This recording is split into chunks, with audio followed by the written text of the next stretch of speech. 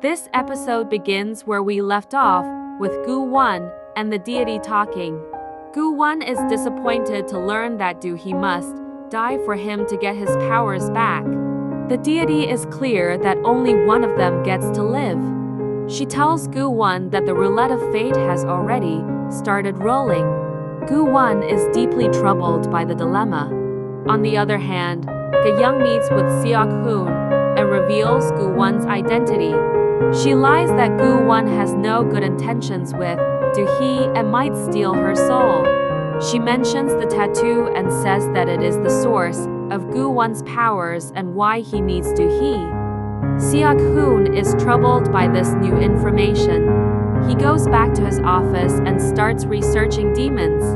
Suffice it to say, he gets even more concerning information. Elsewhere, things at Sukmin's house remain tense, even after getting his wishes.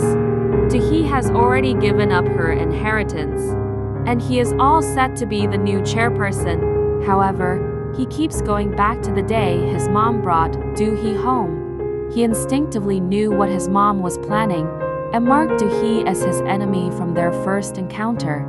He then deletes his messages with Gwang Chul from his phone.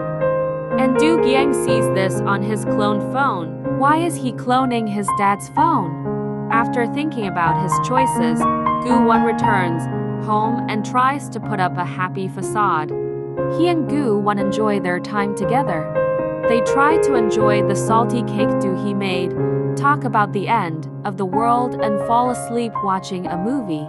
Gu Won wanted to stay up all night, but Do Hee succumbed to sleep. Gu Won talks about his fear of losing her. He later takes her to bed, and she speaks in her sleep, asking him to stay.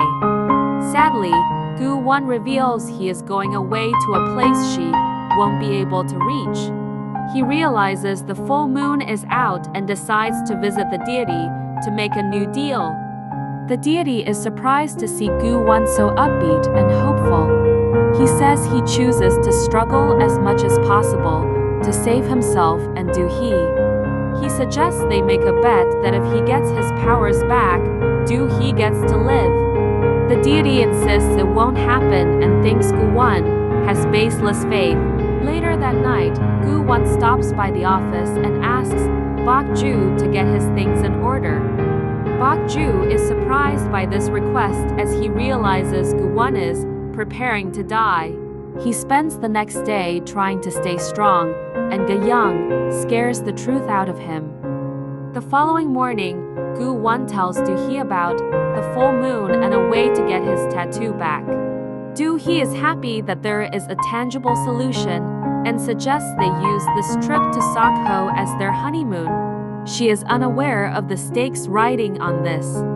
She heads to the office and works half a day. Mostly, she spends her time online trying to create the perfect honeymoon. Her bliss is short-lived when Ga-young visits her. Elsewhere, Soo-an continues to worry about Do Hee's retaliation.